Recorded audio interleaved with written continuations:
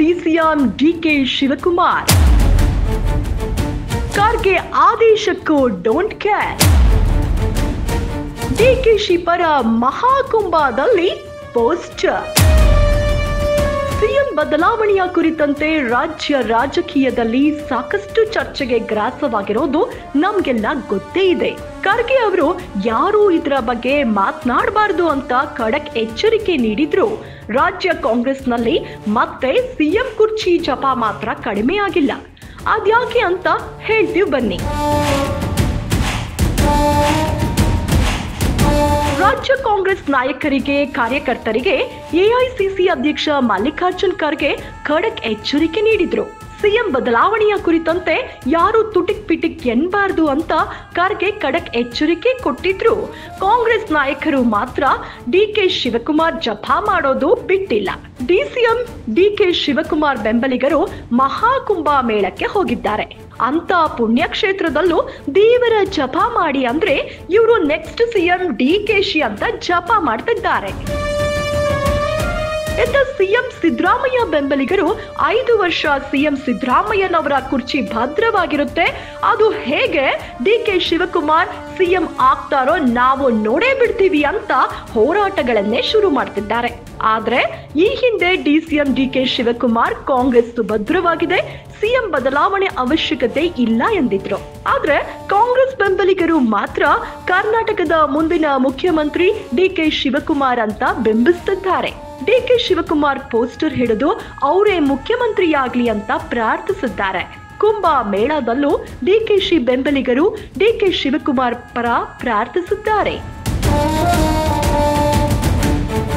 DCM DK Shivakumar ಕರ್ನಾಟಕದ ಮುಂದಿನ ಮುಖ್ಯಮಂತ್ರಿಯಾಗ್ಲಿ ಎಂದು ಪೋಸ್ಟರ್ ಪ್ರದರ್ಶಿಸಿದ್ದಾರೆ.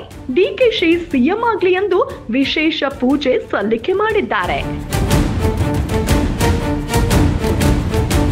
ಪ್ರಯಾಗ್ರಾಜ್ನಲ್ಲಿ ನಡೆಯುತ್ತಿರುವ ಕುಂಭಮೇಳದಲ್ಲಿ ಡಿಕೆ ಶಿವಕುಮಾರ್ ಪರ ಪೋಸ್ಟರ್ ಪ್ರದರ್ಶಿಸಿದ್ದಾರೆ. ರಾಮನಗರ ಜಿಲ್ಲೆಯ ಕನಕಪುರ ಯೋಜನಾ ಪ್ರಾಧಿಕಾರದ ಸದಸ್ಯ ಹಾರೋಹಳ್ಳಿಯ ಸಾದೇನಹಳ್ಳಿ ಕಾಂಗ್ರೆಸ್ ಮುಖಂಡರೂ ಆಗಿರೋ ಈಶ್ವರ್ ಹಾಗೂ ಸಂಗಡಿಗರು ಪೂಜೆ ಸಲ್ಲಿಸಿದ್ದಾರೆ. ಕುಂಭಮೇಳದಲ್ಲಿ ಗಂಗಾ ಯಮುನಾ ತ್ರಿವೇಣಿ ಸಂಗಮದಲ್ಲಿ ಡಿಕೆಶಿ ಸಿಎಂ ಆಗಲೆಂದು ವಿಶೇಷ ಪ್ರಾರ್ಥನೆ ಸಲ್ಲಿಕೆಯಾಗಿದೆ. ಕರ್ನಾಟಕದ ಮುಂದಿನ ಮುಖ್ಯಮಂತ್ರಿಗಳು ಡಿಕೆ ಶಿವಕುಮಾರ್ ಅವರು ಅಂತ ಪೋಸ್ಟರ್ ಪ್ರದರ್ಶಿಸಿದ್ದಾರೆ. ಇನ್ನು ಮಹಾಕುಂಭ ಮೇಳಕ್ಕೆ ಡಿಸಿಎಂ ಡಿಕೆ ಶಿವಕುಮಾರ್ ಪುತ್ರಿ ಐಶ್ವರ್ಯ ಭೇಟಿ ನೀಡಿ ಗಂಗಾ ನದಿಯಲ್ಲಿ ಪವಿತ್ರ ಸ್ನಾನ ಮಾಡಿದ್ದಾರೆ. ಇನ್ಸ್ಟಾಗ್ರಾಂನಲ್ಲಿ ವಿಡಿಯೋ ಶೇರ್ ಮಾಡಿರುವ ಐಶ್ವರ್ಯ ಅವರು ಇದು ಪದಗಳನ್ನು ಮೀರಿದ ಅನುಭವ ಎಂದು ಹೇಳಿದ್ದಾರೆ. ಮಹಾಕುಂಭಕ್ಕೆ ಭೇಟಿ ನೀಡಿರುವ ವಿಡಿಯೋವನ್ನ ಅವರು ತಮ್ಮ ಇನ್ಸ್ಟಾಗ್ರಾಂನಲ್ಲಿ ಪೋಸ್ಟ್ ಮಾಡಿಕೊಂಡಿದ್ದಾರೆ. ಮಾಸ್ಕ್ ಧರಿಸಿ ಕುಂಭಮೇಳದಲ್ಲಿ ಸುತ್ತಾಡಿರುವ ಇವರು ಗಂಗಾ ನದಿಯಲ್ಲಿ ಪವಿತ್ರ ಸ್ನಾನ ಮಾಡಿದ್ದಾರೆ. ಅಲ್ಲದೆ ಪ್ರಯಾಗ್ರಾಜ್ನ ಪ್ರಮುಖ ಸ್ಥಳಗಳಿಗೆ ಭೇಟಿ ನೀಡಿರುವುದು ವಿಡಿಯೋಗಳಲ್ಲಿ ಸೋಷಿಯಲ್ ಮೀಡಿಯಾದಲ್ಲಿ ಸಾಕಷ್ಟು ವೈರಲ್ ಆಗ್ತಿದೆ. ಮಹಾಕುಂಭಕ್ಕೆ ಭೇಟಿ ನೀಡಿರುವ ಐಶ್ವರ್ಯ ಇದು ಪದಗಳನ್ನು ಮೀರಿದ ಅನುಭವ ಎಂದು ಹೇಳಿದ್ದಾರೆ. ಪ್ರಪಂಚದ ಅತಿ ದೊಡ್ಡ ಕೂಟಗಳಲ್ಲಿ ಒಂದಾದ ಸಂಪೂರ್ಣ ಶಕ್ತಿ, ಏಕತೆ ಮತ್ತು ಆಧ್ಯಾತ್ಮಿಕ ಅಳವು ನನ್ನನ್ನು ಮಂತ್ರ ಮುಗ್ಧರನ್ನಾಗಿಸಿತು.